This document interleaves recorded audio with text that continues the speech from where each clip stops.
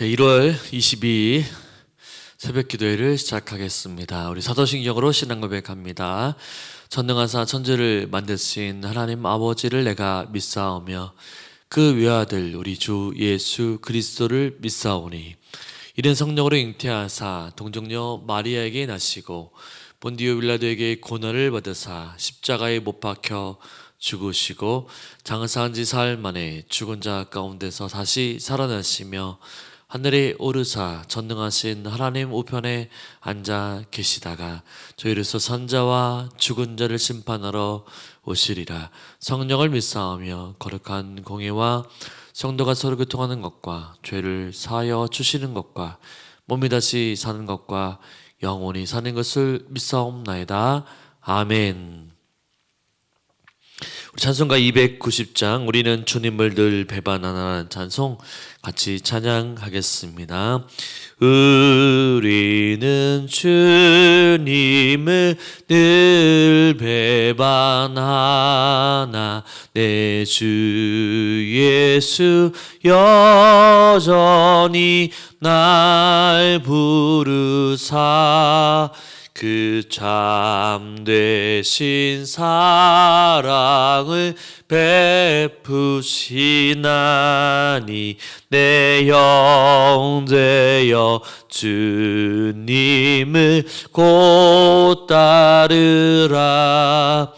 주 널 위해 비네 주 널 위해 비네 주 널 위해 비네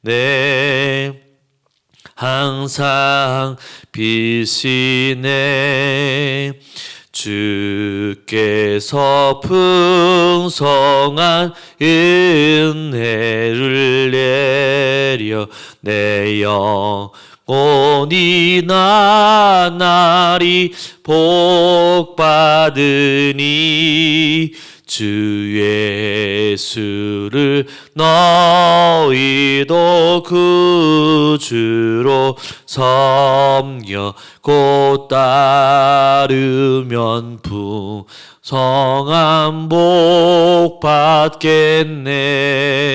주 널 위해 비네 주 널 위해 비네 주 널 위해 비네 항상 비시네.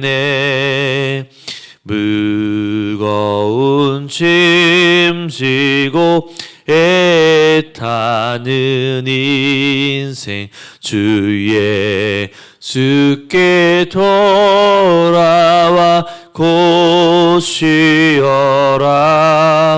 내 주 예수 너희를 돌보실 때에 참복락과 안위가 넘치겠네.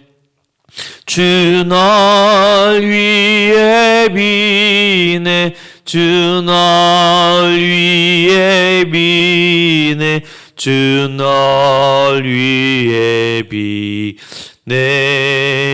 항상 비시네. 아멘. 이 새벽에 함께 볼 말씀은 출애굽기 11장 1절에서 10절까지의 말씀입니다. 출애굽기 11장 1절에서 10절까지의 말씀 제가 봉독해 드립니다. 여호와께서 모세에게 이르시기를 내가 이제 한 가지 재앙을 바로와 애굽에 내린 후에야 그가 너희를 여기서 내보내리라.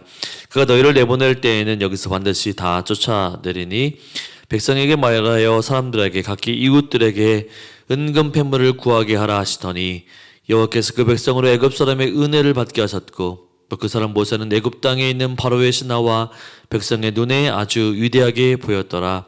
모세가 바로에게 이르되 여호와께서 이와 같이 말씀하시기를 밤중에 내가 애굽 가운데로 들어가리니 애굽 땅에 있는 모든 처음 난 것은 왕 위에 앉아 있는 바로의 장자부터 맷돌 뒤에 있는 몸종의 장자와 모든 가축의 처음 난 것까지 죽으리니 애굽 온 땅에 전무후무한 큰 부르짖음이 있으리라. 그러나 이스라엘 자손에게는 사람에게나 짐승에게나 개 한 마리도 그 혀를 움직이지 아니하리니 여호와께서 애굽의 사람과 이스라엘 사이를 구별한 줄 너희가 알리라 하셨나니 왕이 이 모든 신하가 내게 내려와 내게 절하며 이르기를 너와 너를 따르는 온 백성은 나가라 한 후에야 내가 나가리라 하고 심히 노하여 바로에게서 나오리라. 여호와께서 모세에게 이르시기를 바로가 너희 말을 듣지 아니하리라. 그러므로 내가 애굽 땅에서 나의 기적을 더하리라 하셨고 모세와 아론이 모든 기적을 바로 앞에서 행하였으나 여호와께서 바로의 마음을 완악하게 하셨으므로 그가 이스라엘 자손을 그 나라에서 보내지 아니하였더라. 아멘. 여러분은 무엇을 위해서 어디를 질주하고 있습니까? 인생의 방향은 매우 중요합니다. 올바른 방향으로 가야만 시간과 세월을 아낄 수 있습니다. 목적지를 향해 가는데 다른 길로 가게 될 때 어떻습니까? 바로 다시 돌아가야 하죠. 유턴을 해야 합니다. 시간과 고생을 배로 들게 되죠. 그러면 시간은 더 많이 걸리고 힘도 더 많이 걸리게 됩니다. 하나님이 우리에게 주신 사명과 목적도 마찬가지입니다. 우리가 하나님의 방법과 목적대로 살아갈 때 하나님의 영광이 되는 것이죠. 그러나 하나님의 목적과 방향에 순종하지 못하게 될 때 나중에는 하나님이 또한 그 길을 갈 수 있도록 다시 유턴할 수 있도록 우리를 인도해 주시죠. 그만큼 시간과 세월이 흐르게 된다는 사실입니다. 오늘 본문에 보면 애굽 왕 바로는 끝까지 고집을 부리며 이스라엘 백성들을 보내기를 거절한 모습을 봅니다. 하나님께서는 이제 첫 번째부터 9번째까지의 재앙을 주시고 오늘 10번째 재앙을 또한 애굽 사람이 겪은 후에 바로 왕이 이스라엘을 바로 내보낼 것이라고 말씀하십니다. 1절에 그 내용이 나와 있죠.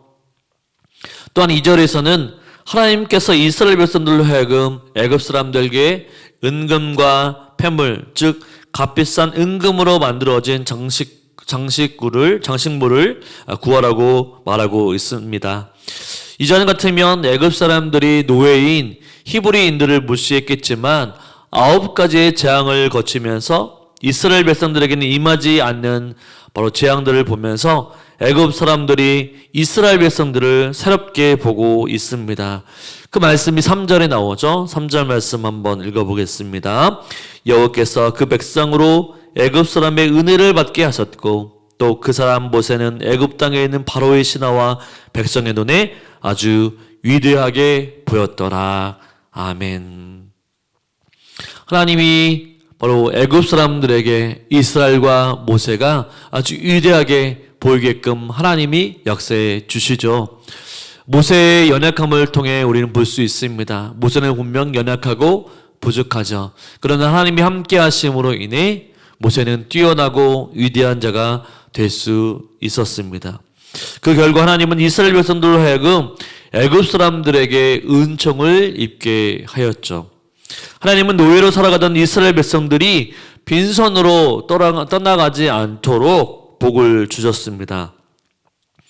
이스라엘 사람들이 애굽 사람들에게 얻은 은금과 폐물 등은 나중에는 하나님의 바로 성전에서 또한 하나님을 광야에서 예배할 때 성전에 쓰일 물건들로 또한 물건들로 만드는 중요한 재료가 되죠. 바로의 신하들과 애굽 사람들은 재앙을 애굽에 가져온 모세를 심히 크고 위대한 인물로 생각했다라고 3절은 얘기하죠. 존경심이라기보다는 두려움에 가까운 마음이었을 것입니다.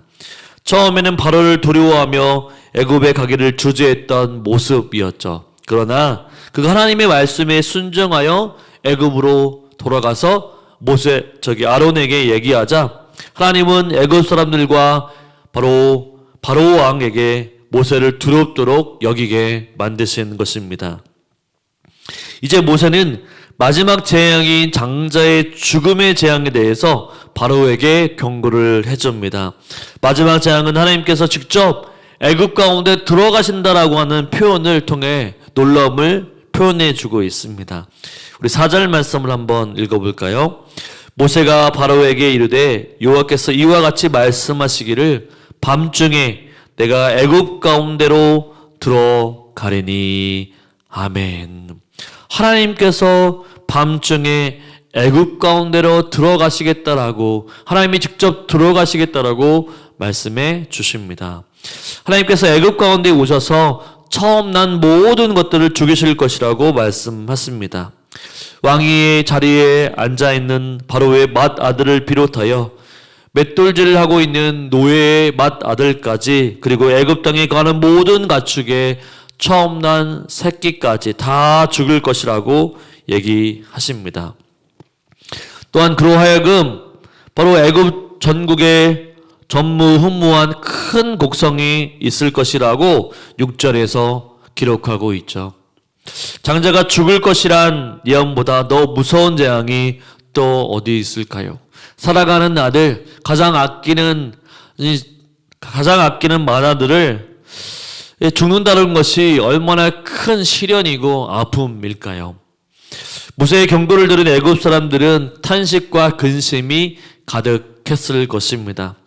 여태까지 모세가 경험한 재앙들은 하나도 빠짐없이 다 이루어졌기 때문에 분명히 이 일도 이루어질 것이라고 바로 애굽 사람들은 생각을 하였던 것이죠.